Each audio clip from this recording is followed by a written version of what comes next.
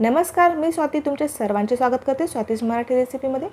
तर आज आपल्याला बनवायचे आहेत एकदम हेल्दी पौष्टिक असे ज्वारीच्या पिठाचे भरपूर साऱ्या भाज्या घातलेले एकदम हलके फुलके आणि कुरकुरीत क्रिस्पी असे अप्पे। तर त्यासाठी या ठिकाणी मी 1 वाटी ज्वारीचे पीठ घेतलेले आहे। त्यामध्ये आता आपण अर्धी वाटी दही टाकून घेऊया। आपल्याला इन्स्टंट अप्पे बनवायचे आहेत, त्यासाठी आपण या ठिकाणी दह्याचा वापर केलेला आहे। अर्धी वाटी मी या ठिकाणी दही टाकलेलं आहे। दह्यामुळे आपल्या अप्प्याला छान आंबट अशी चव येते। त्याचबरोबर 1 गाजर मी या ठिकाणी किसून घेतलेला आहे। 4 ते 5 आपण या ठिकाणी पालकची पाने बारीक कट करून घेतलेली आहेत। त्याचबरोबर 2 ते 3 चमचे या ठिकाणी किसलेली गोबी टाकायची आपल्याला। 2 हिरव्या मिरच्या मी कट करून घेतलेल्या आणि त्याचबरोबर अद्रकचा 1 तुकडा मी या ठिकाणी किसून घेतलेला आहे, ते देखील आपल्याला यामध्ये टाकून घ्यायचं आहे। हळद टाकायची आपल्याला पाऊण चमचा, जिरे टाकायचे आहेत आपल्याला अर्धा चमचा। तर घरामध्ये ज्या भाज्या अवेलेबल असतील त्या भाज्या तुम्ही यामध्ये टाकू शकता। अर्धा चमचा आपण या ठिकाणी लाल तिखट टाकलेलं आहे आणि चवीनुसार मीठ टाकायचं आहे। आता आपल्याला हे सर्व सुके साहित्य मिक्स करून घ्यायचे आहे। त्यानंतर आपल्याला यामध्ये पाणी टाकून छान बॅटर तयार करून घ्यायचं आहे। ज्या पद्धतीने आपण अप्प्यासाठी बॅटर तयार करतो सेम त्याच पद्धतीने आपल्याला हे बॅटर तयार करायचं आहे। ज्या वाटीने आपण सर्व साहित्य घेतलेले आहे त्याच वाटीमध्ये मी 1 वाटी पाणी घेतलेलं आहे। आता आपल्याला थोडं थोडं पाणी टाकत हे मिश्रण छान मिक्स करून घ्यायचं आहे। तर बघू शकता तुम्ही या ठिकाणी मी अर्धी वाटी पाणी टाकलेलं आहे आणि छान मिक्स करून घेतलेलं आहे। आता जे बाकीचं राहिलेलं पाणी ते देखील मी यामध्ये टाकून घेतलेलं आहे आणि छान याचं बॅटर तयार करून घेतलेलं आहे। 1 वाटी आणि वरती मी 2 ते 3 चमचे पाणी यामध्ये टाकलेलं आहे। याची कन्सिस्टन्सी बघू शकता तुम्ही, अशा पद्धतीचे मी हे बॅटर तयार करून घेतलेलं आहे।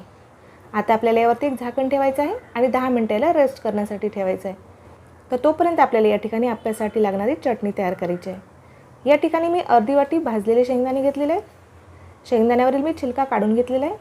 शेंगदाणे आपल्याला छान खरपूस असे भाजून घ्यायचे आहेत, त्यामुळे चटणीला छान चव येते।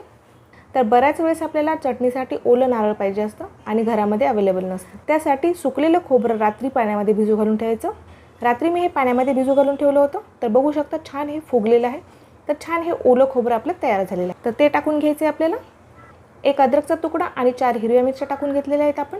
लसणाच्या 2 ते 3 पाकळ्या टाकायच्या आहेत। अर्धा चमचा आपल्याला जिरे टाकायचे आहे आणि चवीनुसार मीठ टाकायचं आहे। थोडंसं पाणी टाकून आपल्याला याला छान वाटून घ्यायचं आहे।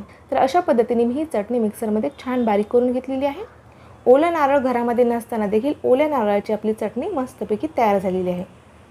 आता आपल्याला ह्या चटणीला तडका देऊन घ्यायचा आहे। तडका पॅनमध्ये मी तेल गरम करून घेतलेलं आहे, त्यामध्ये आपण मोहऱ्या टाकून घेतलेल्या आहेत। मोहरे आपले छान फुटलेले आहेत, त्यामध्ये मी जिरे देखील टाकून घेतलेले आहेत। जिरे देखील छान फुललेले आहेत। आता आपण हे जिरे आणि मोहरीचा तडका चटणीवरती टाकून घेऊया। तर मस्त अशी आपली ओल्या नारळाची चटणी तयार झालेली आहे। आता एक 10 ते 15 मिनिट झालेले आहेत आणि आपले जे अप्प्याचे बॅटर आहे ते देखील छान फुललेलं आहे। आता आपल्याला इन्स्टंट अप्पे तयार करायचे आहेत, त्यासाठी या ठिकाणी आपल्याला इनोचा वापर करायचा आहे। तर या ठिकाणी आता आपल्याला 1 चमचा इनो यामध्ये टाकून घ्यायचा आहे। इनो ॲक्टिव्ह होण्यासाठी आपण यामध्ये थोडंसं पाणी टाकून घेऊया। आता आपल्याला हे जे इनो आहे ते बॅटरमध्ये छान मिक्स करून घ्यायचं आहे। तर चमच्याने मी हे बॅटर छान मिक्स करून घेतलेलं आहे। आपले जे बॅटर आहे ते तयार आहे। आता आपल्याला याचे अप्पे तयार करून घ्यायचे आहेत। तर गॅसवरती मी एक अप्पे पात्र ठेवलेलं आहे आणि अप्पे पात्रामध्ये आपण थोडं थोडं तेल टाकून घेतलेलं आहे। तर प्रत्येक वाटीमध्ये आपल्याला थोडं थोडं तेल टाकून घ्यायचं आहे आणि चमच्याने आपल्याला हे तेल अप्पे पात्रामध्ये व्यवस्थित पसरून घ्यायचं आहे। त्यामुळे आपले अप्पे छान सहज निघतील आणि करपणार देखील नाहीत। तर चमच्याने मी हे अप्पे पात्रामध्ये तेल जे आहे ते व्यवस्थित लावून घेतलेलं आहे। तर अप्पे पात्र आपलं गरम झालेलं आहे। यामध्ये आता आपल्याला अप्प्याचं बॅटर टाकून घ्यायचं आहे। अप्पे पात्र गरम झाल्याच्या नंतरच आपल्याला यामध्ये अप्प्याचं बॅटर टाकायचं आहे, त्यामुळे आपले अप्पे छान फुलतात आणि जाळीदार होतात। तर अशा पद्धतीने आता आपण 1-1 चमचा यामध्ये बॅटर टाकून घेऊया। तर सर्व वाट्यामध्ये मी या ठिकाणी हे मिश्रण टाकून घेतलेलं आहे। आता यावरती आपल्याला झाकण ठेवायचं आहे। एक 5 ते 6 मिनिट आपल्याला याला छान शिजून घ्यायचं आहे। तर एक 5 ते 6 मिनिट झालेले आहेत। आपले जे अप्पे ते छान फुललेले आहेत, वरच्या बाजूने छान कोरडे झालेले आहेत। तर चमच्याने तुम्ही बघू शकता सहजच आपले अप्पे पात्रामधून बाहेर निघत आहेत। आता आपल्याला दोन्ही साईडने अप्पे छान भाजून घ्यायचे आहेत। अप्प्याची दुसरी बाजू ती देखील आपल्याला छान भाजून घ्यायची आहे। चमच्याने आता आपण सर्व अप्पे काढून याची बाजू बदलून घेतलेली आहे।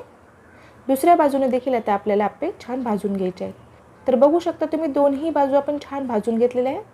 एकदम कुरकुरीत क्रिस्पी आणि जाळीदार असे आपले हे ज्वारीच्या पिठाचे अप्पे तयार झालेले आहेत। रंग देखील एकदम छान आलेला आहे।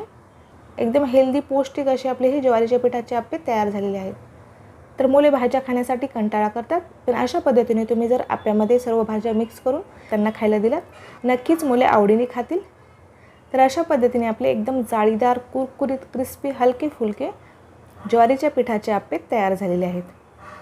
तर तुम्ही हे चटणीसोबत खाऊ शकता, केचपसोबत खाऊ शकता किंवा नुसते खाल्ले तरी देखील मस्त लागतं. तर तुम्हाला आजचा हा व्हिडिओ कसा वाटला ते नक्की कमेंट करून कळवा. व्हिडिओ जर आवडला असेल तर व्हिडिओला लाईक करा. चॅनलवरती नवीन असेल, चॅनलला सबस्क्राईब केलं नसेल तर चॅनलला सबस्क्राईब करा. भेटूयात अशाच एका छानशा रेसिपीसोबत. तोपर्यंत धन्यवाद.